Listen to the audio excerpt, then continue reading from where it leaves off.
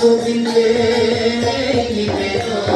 মরণ কালে পাই যেন ভক্তের চরণ, মরণ কালে পাই যেন ভক্তের চরণ, আমি মরণ কালে পাই যেন ভক্তের চরণ, মরণ কালে পাই যেন ভক্তের চরণ। হে বাংলার ব্রহ্মচারী গোপীনাথ নাম, বাংলার ব্রহ্মচারী গোপীনাথ নাম, তাহার চরণে করি সহস্র প্রণাম, তাহার চরণে করি সহস্র প্রণাম। বাংলার ব্রহ্মচারী গোপীনাথ নাম, চরণে করি সহস্র প্রণাম, বাংলার ব্রহ্মচারী গোপীনাথ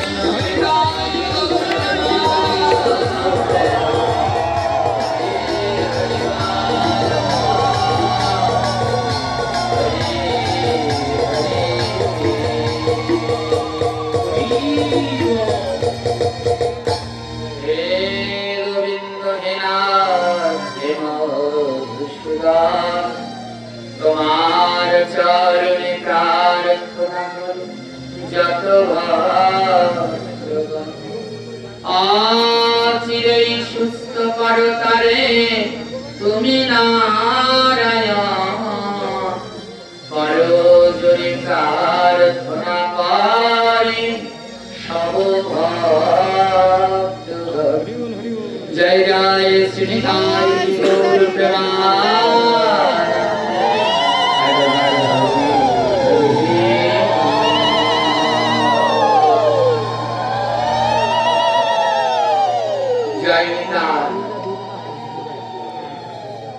ভগবানকে পেতে হলে আগে আমাদের এই জ্ঞান চক্ষুকে খুলতে হবে।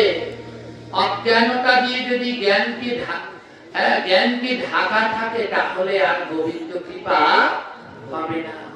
আর এই অজ্ঞানতা দূর করতে প্রয়োজন হলো গুরু কৃপা।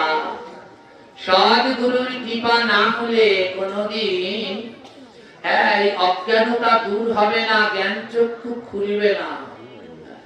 পুরাকালে একজন শুদ্ধ গুরু মহারাজ ছিলেন। গুরুদেবের নাম সৎগুরু, তার নামই হলো সৎগুরু। এই সৎগুরু, এই বাবার লক্ষ লক্ষ শিষ্য। কত যে শিষ্য তার কোনো গণা নেই, কত লক্ষ যে শিষ্য তার কোনো গণা নেই। সৎগুরু বাবা যেখানে যেতেন তার পিছনে 60,000 শিষ্য থাকত।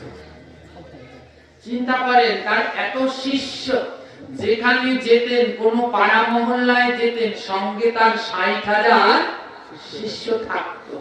এত শিষ্য তার। এই সৎগুরু বাবা ঘুরে ঘুরে নাম প্রচার করে। যারা শুদ্ধ সৎগুরু তারা কোনো সময় এক জায়গায় বসে থাকে না, তারা ঘুরে ঘুরে জীবের দ্বারে দ্বারে নাম প্রচার করে, জীবকে শুদ্ধ ভক্তির পথ দেখিয়ে দেখিয়ে পথে আনে।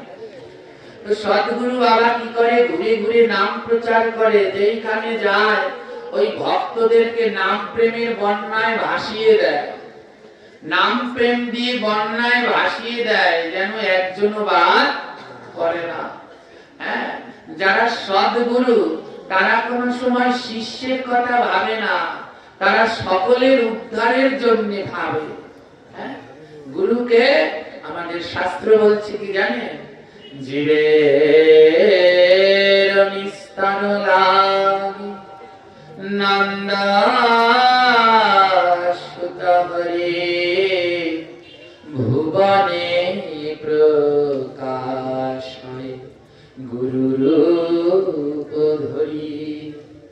বলে গুরু অন্য কেউ নয়, এই জীবকে উদ্ধার করবার জন্য নন্দ সুত হরি, নন্দ, হ্যাঁ, তার ছেলে ভগবান শ্রীকৃষ্ণ গুরু রূপ ধারণ করে ভুবনে প্রকাশ হয়েছে। হ্যাঁ, ভগবানের অংশই হলো আপনার গুরু, আমার গুরু সবার। কোনদিন তার কোন সময় কোন কারো গুরুকে অবজ্ঞা করবেন না। মহাপরাধ, কোন গুরুকে অশ্রদ্ধা করতে নেই, অসম্মান করতে নেই, তাহলে সেই পাপের কোনদিন ক্ষয় হয় না। যার যার গুরু তার তার কাছে শ্রেষ্ঠ। কোন সময় কোন দিন কারো সম্মুখে কারো গুরু নিন্দা করতে, হ্যাঁ, তাই কি বলছে শাস্ত্রে, গুরু বন্দনার ভিতরে বলছে যেথা হয় গুরু নিন্দা সেথা না যাইবে, গুরু নিন্দুকের মুখ কভু না দেখিবে। বলছে যেখানে গুরুদেবের নিন্দা হয় সেখানে যাবে না, যারা গুরুদেবের নিন্দা করে তাদের মুখের দিকেও যাবে না। বলে গুরুকে কোনো সময় মানুষ ভাববে না। গুরু বন্দনায় বলেছে গুরুকে মনুষ্য কেন নাকার কখনো, গুরু নিন্দা কবু করে নাকার।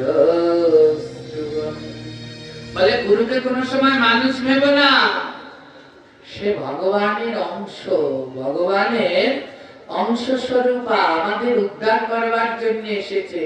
অনেকে তাহলে প্রশ্ন করতে পারেন, বাবা গুরু যদি ভগবানই হয়, তাহলে এই যে অনেক গুরুদেব অসুস্থ, তারা অসুস্থ কেন? ভগবানের কি রোগ ব্যাধি হয় জানেন? এই যে গুরুদেবগণ আজ অসুস্থ, যন্ত্রণায় ছটফট করছে, এরা তাদের রোগ ব্যাধি নয়, আমাদের মতো পাপিষ্ঠদেরকে নাম দিয়েছে। যেই কর্মগুলো আমাদের করতে দিয়েছে আমরা সেগুলো করলাম না, আর সেই পাপগুলো গুরুর কাঁধে দিয়ে পড়লো, তাই গুরুদেব আজ যন্ত্রণায় ছটফট করছে। হ্যাঁ, তাই গুরু দেয়া প্রদত্ত কর্মগুলো অক্ষরে অক্ষরে পালন করবে। হ্যাঁ, নইলে বড় অজনে অপরাধী হয়ে যাবে। হ্যাঁ, কেন জানেন? কৃষ্ণ রুষ্ট হলে গুরু রাখিবার পারে, গুরু রুষ্ট হলে কৃষ্ণ রাখিবার নারে।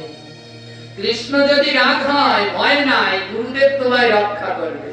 কিন্তু গুরুদেব যদি রুষ্ট হয়ে যায়, কৃষ্ণেরও সাধ্য নেই তোমাকে রক্ষা করবার। এই যে সদ্গুরু, ইনি তার শিষ্যদের কথা ভাবেন না, ইনি সব সময় ভাবেন ভক্তদের উদ্ধারের কথা।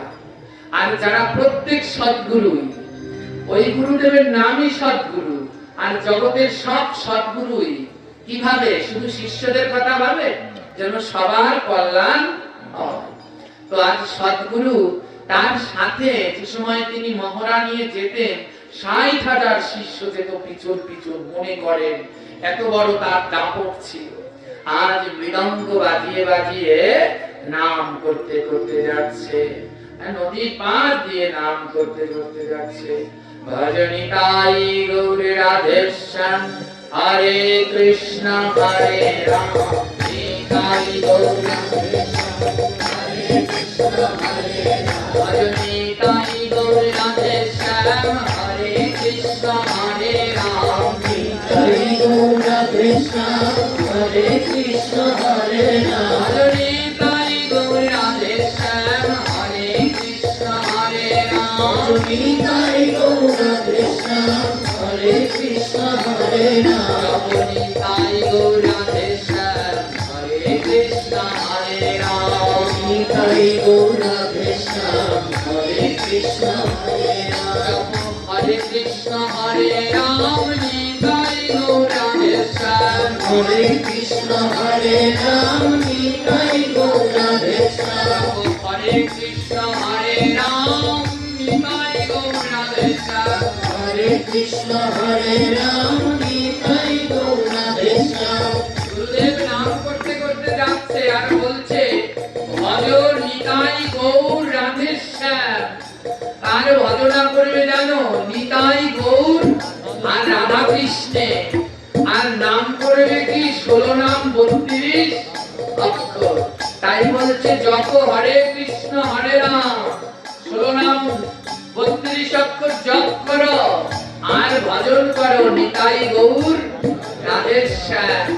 সবাইকে শিখাচ্ছে তোমরা অন্য ভজন করো না, অন্য ভজন করো না, অন্য ভজন করো না, অন্য ভজন করো না, নিতাই গৌর বিনা ভাই অন্য ভজন করো না, নিতাই গৌর বিনে ভাই অন্য ভজন করো না, আমার রাধা কৃষ্ণ বিনা ভাই অন্য ভজন করো না, রাধা কৃষ্ণ বিনে ভাই অন্য ভজন করো না, কালী দুর্গা পাবে না, কালী দুর্গা পাবে না, কালী দুর্গা পাবে না, কালী দুর্গা পাবে না, নিতাই গৌর বিনা দুর্গা পাবে না,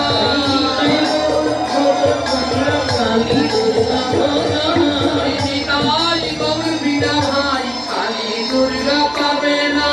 নিতাই গৌর বিনে ভাই কালী দুর্গা পাবে না, বলছে শোনো, ভজনের মূল আরাধনা হলো নিতাই গৌর আর রাধেশ্যাম। এদের ভজন আগে করো, এদেরকে বাদ দিয়ে যদি কালী দুর্গার ভজন করতে যাও কোনোদিনই কালী দুর্গাকে আমরা বিভিন্ন জায়গায় পাঠ করতে যাই, গিয়ে দেখি দুর্গা মন্দির কালী মন্দির, কিন্তু সেইখানে রাধা কৃষ্ণ নাই। মনে রাখো, রাধা কৃষ্ণকে ছাড়া যতই দুর্গা পুজো কালী পুজো দাও কোনদিন দুর্গা কালীর পুজো হবে। ওই দুর্গা মন্দিরের এক পাশে আগে রাধা গোবিন্দকে রাখো, নইলে কিন্তু মা দুর্গা পূজা গ্রহণ। কালী মন্দিরের এক পাশে রাধা গোবিন্দ রাখো, নইলে কিন্তু মা কালী পূজা গ্রহণ। আগে গোবিন্দ সেবা, তারপরে কালী দুর্গা সবার সেবা। নিতাই গৌর গোবিন্দের সেবা ছাড়া কোনোদিন অন্য কাউকে পাওয়া। তাই আমি বলবো কি জানে, যেখানেই দুর্গা মন্দির কালী মন্দির আছে তার এক পাশে এক কোনায় হলেও যেন একটু গোবিন্দ মন্দির থাকে, নইলে কিন্তু দুর্গা কালী লোকনাথের পুজো হবে না। কারণ ওই দুর্গা কালী বাবা লোকনাথ সবাই আমার গোবিন্দকে চায়, তাদেরকে গোবিন্দকে বাদ দিয়ে যদি তাদের পুজো করতে চাও, গোবিন্দকে না রেখে যদি মা দুর্গাকে পুজো করো, মা দুর্গা 10 হাতে আশীর্বাদ নয় 10 হাতে অভিশাপ দেবে যে আমি দুর্গা 10 হাতে যাকে করি প্রণাম, তোরা আমার মন্দিরে আমার ভগবানকেই রাখলি না। হ্যাঁ, তাই বলছে যে অন্য কাউকে ভজনা, অন্য কাউকে ভজনা, তাই গৌর বিনা তোমরা অন্য কাউকে ভজনা, নিতাই গৌর বিনে তোমরা অন্য কাউকে ভজনা, ভজলেও পাবে না, ভজলেও পাবে না, রাধা কৃষ্ণ বিনা ভাই ভজলেও পাবে না, রাধা কৃষ্ণ বিনে ভাই ভজলেও পাবে না।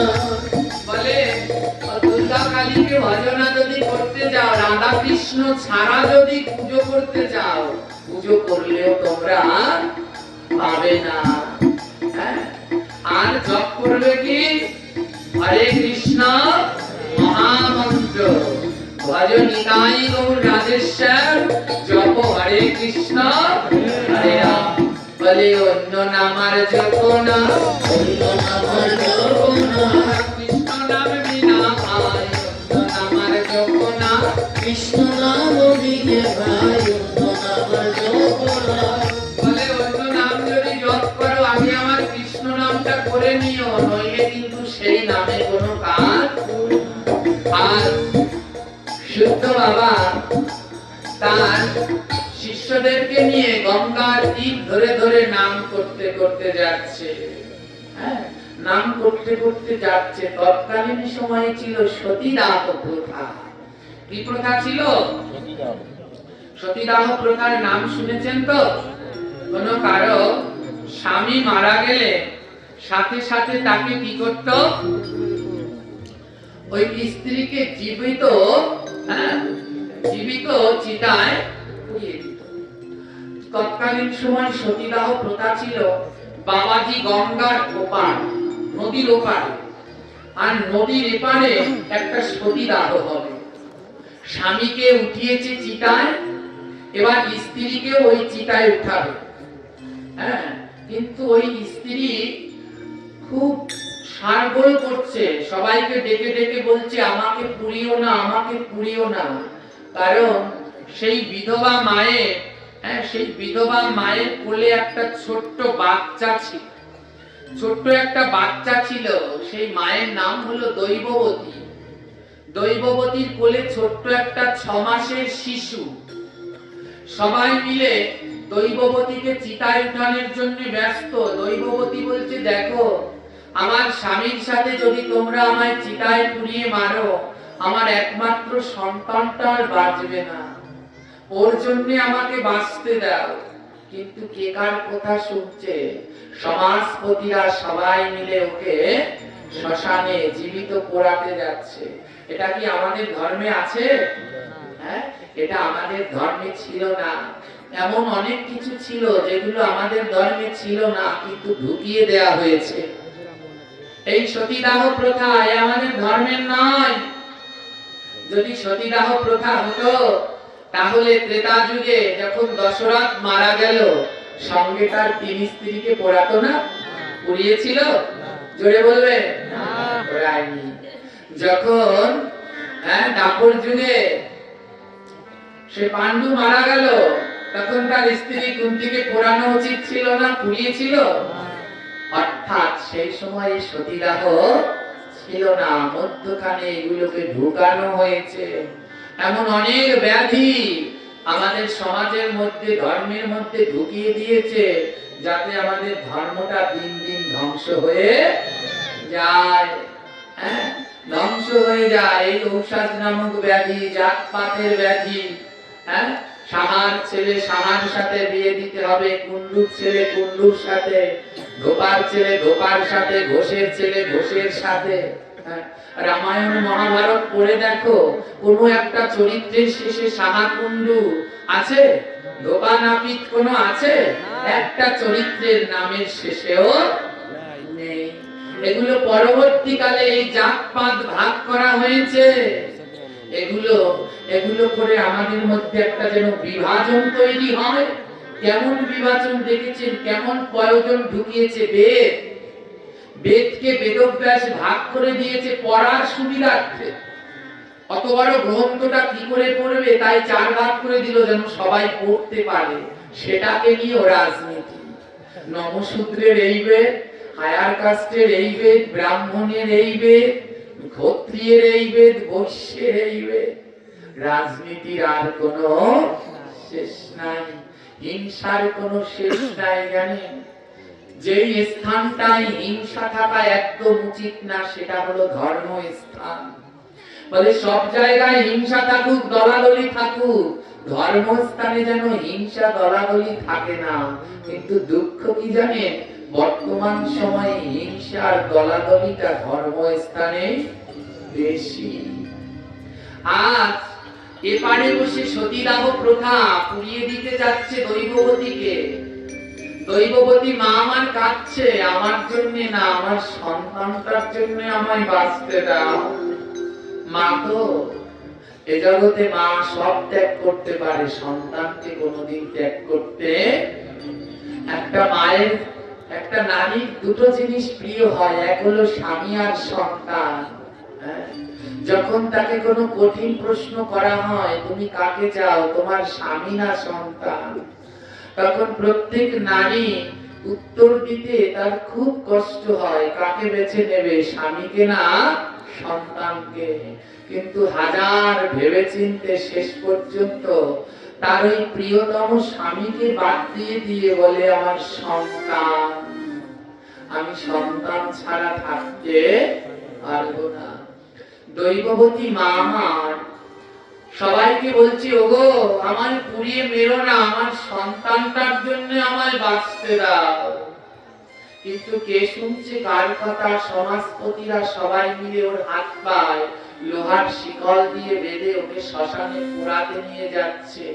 ওপার থেকে সিদ্ধ বাবা এটা দেখে আর থাকতে পারলেন না। সিদ্ধ বাবা তার ভক্তদের নিয়ে গঙ্গা সাঁতরে এবার চলে এসেছে, আর এসে রুখে দাঁড়িয়েছে, দাঁড়াও, এগুলো অন্যায়, এগুলো পাপ, এটা তোমরা ভুল করছো। এটা আমাদের ধর্মের সমাজপতিরা বলছে আপনি সরে যান, একে পোড়াতে হবে, এটা আমাদের নিয়ম। সিদ্ধ বাবা বলছে ওকে পোড়াতে হলে আগে আমায় পোড়াতে হবে, নে তোর আগে আমায় সাহস থাকলে পোড়া। সমাজপতিরা বলে তাহলে এত সাহস, তবে তোকেই পোড়াবো গুরু। যেই সিদ্ধ বাবাকে ধরতে গিয়েছে পিছনে 60,000 শিষ্য মশাল নিয়ে আসছে, দাঁড়া আজ তোদের একটাও রাখবো না। সব দৌড়ে ভয়ে পালিয়ে গেছে। মা দৈববতী কাঁদছে। সিদ্ধ বাবা বলছে মা কাঁদছিস কেন? বলে বাবা আপনি তো আমায় বাঁচালেন, কিন্তু আমার স্বামীর যে কোনো সৎকার হয়নি। সিদ্ধ বাবা বলে চিন্তা করিস না। সিদ্ধ বাবা সকল ভক্তদের নিয়ে দৈববতীর স্বামীর সৎকার করলেন। সিদ্ধ বাবা বলছে যা মা এবার ঘরে ফিরে যা। দৈববতী কাঁদছে, কেঁদে বলছে বাবা কোন ঘরে যাব? ও ঘরে গেলে তো আবার সেই সমাজপতিরা আবার আমায় ধরবে, আমি কোথায় যাব? আমার তো যাওয়ার কোনো স্থান নেই। সিদ্ধ বাবা বলে এ জগতে যার কেউ নাই তার ভগবান আছে, আমার তোর চিন্তা নাই, তুই আমার সাথে চল। আমার আশ্রমে অনেক ভক্ত আছে, কিন্তু আমরা তো ব্রহ্মচারী, তাই নারী রাখবার নিয়ম নেই। তাই আমার আশ্রম থেকে একটু দূরে তোকে একটা কুঠিয়া বানিয়ে দেব। ওই কুঠিয়ায় তুই তোর এই সন্তানকে নিয়ে থাকবি। তোর সন্তানের নাম কি? 6 মাসের ছেলে, নাম কি? মা বলছে ওর নাম রেখেছি চৈতন্য দাস। গুরুদেব বলে বড় সুন্দর, ও যে জানো চৈতন্যের দাস হয়, চৈতন্য।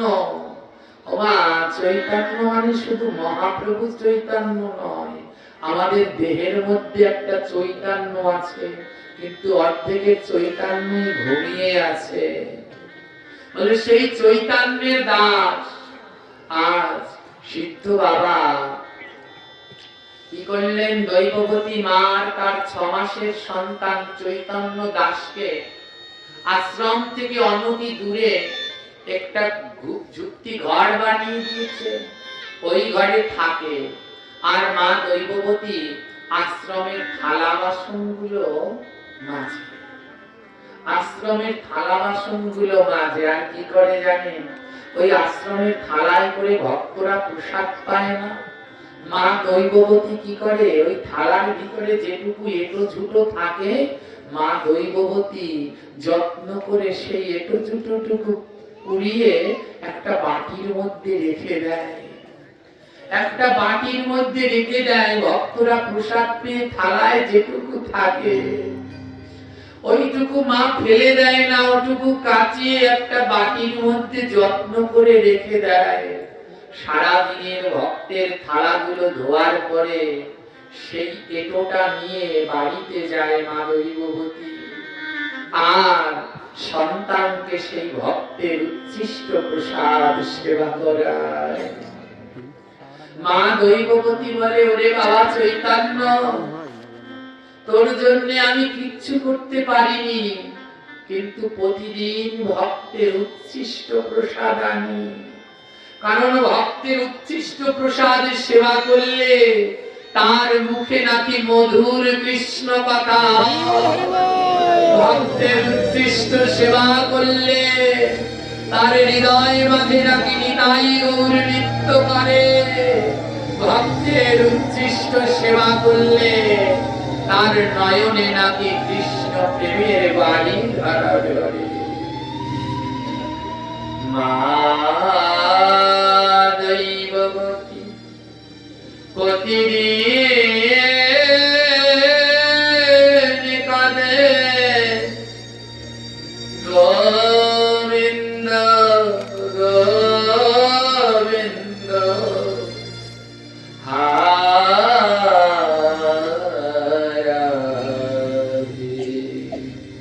প্রতিদিন মা দৈববতী গোবিন্দ গোবিন্দ হা রাধে রাধে বলে কাঁদে। আর কেঁদে কেঁদে বলে প্রভু এ জন্মে তো আমার আর হলো না, আমার আর গোবিন্দ ভজন হলো না, কিন্তু তুমি আমার কোলে যে সন্তান দিয়েছো এ সন্তান যেন তোমার সেবায় লাগতে পারে। ছেলেটা দিন দিন বড় হচ্ছে।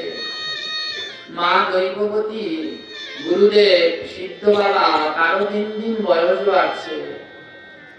ছেলেটার বয়স এখন 6 বছর। 6 বছরের হয়ে গেছে। জানেন ওর কেমন ভাগ্য, 6 বছরে ও কোনোদিন ভগবানের প্রসাদ খায়। আমরা তো ভগবানের প্রসাদের জন্য পাগল। চৈতন্য দাসের 6 বছর বয়স, 6 বছর বয়সে কোনোদিন ভগবানের প্রসাদ পায়নি।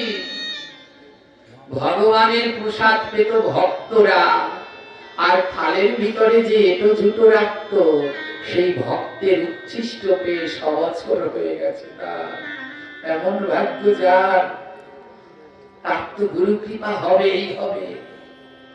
আজ মা দৈববতী প্রতিদিন হরিকথা শুনে, গুরুদেবের কাছে প্রতিদিন হরিকথা শ্রবণ করে। আর সিদ্ধ বাবাকেই দৈববতী নিজের গুরু বলে মানে। সিদ্ধ বাবার লক্ষ লক্ষ লক্ষ শিষ্য, শিষ্যের কোনো অন্ত নেই। প্রতিদিন দৈববতী মামা সিদ্ধ বাবা ভাগবত পাঠ করে, হাজার হাজার ভক্ত আসে আশ্রমে, সবাই হরিকথা শ্রবণ করে। একদিন সিদ্ধ বাবা হরিকথায় বলছে, এই জীবন ধন্যতা যে করে ভক্ত সঙ্গ, এই জীবন ধন্যতা যারে দেহে প্রেমিত। গুরুদেব বলছে জীবন ধন্য যে ভক্ত সঙ্গ করে, আর যে ভক্ত সঙ্গ করে তার দেহের ভিতরে প্রেম তরঙ্গ হয়। এই কথাটা শুনে ওখানে যত ভক্ত ছিল না, একজন আরেকজনকে জড়িয়ে ধরে বুকের মাঝে ভক্ত সঙ্গ করছে। প্রত্যেকে একজন আরেকজনকে জড়িয়ে ধরে ভক্ত সঙ্গ করছে, প্রেমালিঙ্গন করছে। দৈববতী এক পাশে বসে কাঁদছে। ছোট্ট ছেলেটা চৈতন্য দাস মাকে বলছে, মা সবাই দেখো কেমন প্রেমালিঙ্গন করছে, আর তুমি কাঁদছো কেন? দৈববতী বলছে, জানিস বাবা, আমাদের গুরুদেব পাঠে বলে, মনের মতো ভক্ত পেলে চরণ ধোয় তার নয়ন জলে, প্রেমালিঙ্গ করিও তার হৃদয় কমলে,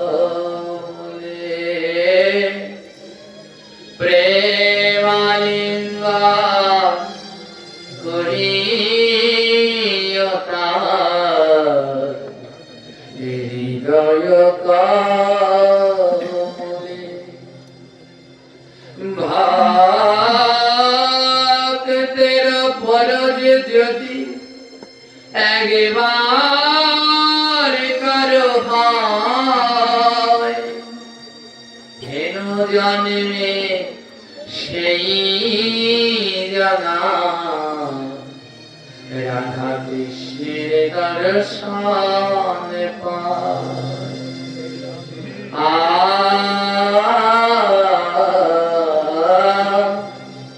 হেন জন্মে সেই জানা রাধা কৃষ্ণ দর্শন পায়। বলে জানো, এ জন্মে সে রাধা কৃষ্ণের দর্শন পাবে যদি কারো শুদ্ধ ভক্তের সাথে প্রেমালিঙ্গন হয়। যদি শুদ্ধ ভক্তের পরশ কেউ করে তাহলে তার ভয় নাই। এ জন্মে তার কৃষ্ণ দর্শন হবে। ছোট্ট ছেলেটা বলে, মা তাহলে তুমি কেন পরশ করো না ভক্তে? মা বলছে, জানিস বাবা, আমার জীবনের বড় কঠিন ইতিহাস আছে। একটা সময় এই সমাজের মানুষগুলো আমাকে পুড়িয়ে মারতে চেয়েছিল, তাই আমি চাইলেও এদেরকে বুকের মাঝে জড়িয়ে ধরতে পারি না, আমার শুধু কষ্ট হয়। ছোট্ট ছেলে বলে, মা তোমার কাকে বুকের মাঝে জড়িয়ে ধরতে ভালো লাগে? মা বলছে, একজনকেই, শুধু একজনকেই আমার বড় ইচ্ছা, একবার যদি তার অঙ্গ পরশ করতে পারতাম। ছোট্ট ছেলে বলে, সে কে মা? দুঃখিনী মা বলছে, সে হলো আমার গুরুদেব। আমার বারবার মনে চায় একবার যদি গুরুদেবকে বুকের মাঝে জড়িয়ে ধরতে পারতাম। ছোট্ট ছেলে বলছে, কেন যাও না? মা বলছে, বাবা গুরুদেব তো ব্রহ্মচারী, আর ব্রহ্মচারীদের কোন নারী স্পর্শ করতে নেই। আমার তো নারী কুলে জন্ম, মহাপাপী, তাই চাইলেও গুরুদেবকে স্পর্শ করতে আমি পারবো না।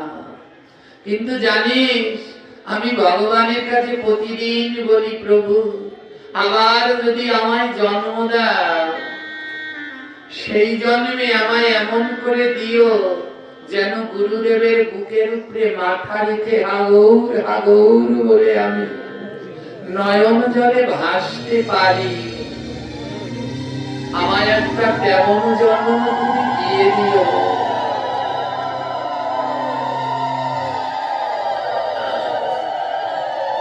মায়ের দুঃখ দেখে ছোট্ট ছেলেটার দুই নয়নে জল ঝরছে, কারণ ওর মা ছাড়া আর ভাবে কেউ নেই। বাবাকে তো দেখেনি, 6 মাস বয়সে হারিয়েছে। মা দুঃখে কষ্টে ওকে গড়ে পিঠে মানুষ করেছে, মা ছাড়া কিচ্ছু বোঝে না। মা না খাইয়ে দিলে খেতে পারে না, মা না ঘুম পাড়িয়ে দিলে ঘুম আসে না। ছোট্ট ছেলেটা বলছে, মা গুরুদেবের অঙ্গ পরশ করার অন্য কোনো পদ্ধতি নেই? মা বলছে, একটা উপায় আছে রে বাবা। বলে, কি উপায়? বলে, আমাদের গুরুদেব সবাইকে স্পর্শ করে না, তবে আমাদের গুরুদেব বাচ্চাদের খুব ভালোবাসে। ওরা যারা সৎগুরু একটু মিলিয়ে দেখবেন, তারা বাচ্চাদের খুব ভালোবাসে। বড় বড় মহৎ গেলেও তাদের ছোবেও না, কিন্তু বাচ্চা পেলে বুকের মাঝে তারা জড়িয়ে ধরে। বৃন্দাবনে আজও আছে আমাদের জেঠুগুরু মহারাজ শ্রী শ্রী অষ্টোত্তর শত বিনোদ বিহারী দাস বাবাজি। একবার বর্ষনায় গেলে দেখবেন প্রেম কাকে বলে। হ্যাঁ, এবার আমরা যখন গিয়েছিলাম, জেঠুর সাথে পরিক্রমায় বেরিয়েছিলাম, কত বড় বড় সাধু এসে মন্দিরে সিরিয়াল দিয়ে বসে থাকে, একটু ধরেও না, ছুঁয়েও দেখে না। হ্যাঁ, যখন পরিক্রমায় বের হয়, ছোট্ট ছোট্ট বাচ্চারা রাস্তার কাছে দাঁড়িয়ে থাকে, আর তাদের টেনে টেনে বুকের মাঝে জড়িয়ে ধরে। হ্যাঁ, কত বড় বড় কেউ দাঁড়িয়ে আছে, তাদের ছোঁয়েও না, কিন্তু ওদেরকে বুকের মাঝে জড়িয়ে ধরে। কেন জানেন? ওই বড় বড় যারা আছে, ওদের মনগুলো বড় কঠিন, কামনা বাসনা লোভে ভরা। আর ওই ছোট্ট শিশুগুলো, ওদের মন বড় পবিত্র, তাই ওদের বুকের মাঝে জড়িয়ে ধরলে ওই কৃষ্ণ প্রেমটা চলে আসে, শিশু সুলভ হয়ে যায়। আজ মা বলছে, শোন বাবা, আমার গুরুদেব না তোকে বড় ভালোবাসে। প্রতিদিন ভাগবত পাঠের শেষে সিদ্ধ বাবা, ওই ছোটবেলা থেকে আশ্রমে বড় হয়েছে তো চৈতন্য দাস, সিদ্ধ বাবা প্রতিদিন ভাগবত পাঠ শেষ হলে চৈতন্য দাসকে বুকের মধ্যে জড়িয়ে ধরে, আর অন্য কাউকে ধরে না। আর ভক্তরা কি করে, যে গুরুদেব যাকে জড়িয়ে ধরেছে, ভক্তরা গিয়ে হাউমাউ করে আবার ওই চৈতন্যকে জড়িয়ে ধরে। দুঃখিনী মা বলছে, হ্যাঁ রে বাবা, তুই যখন গুরুদেবকে বুকের মাঝে জড়িয়ে ধরিস, গুরুদেবের গা থেকে কেমন ঘ্রাণ আসে, হ্যাঁ কেমন লাগে তোর মনে আনন্দ।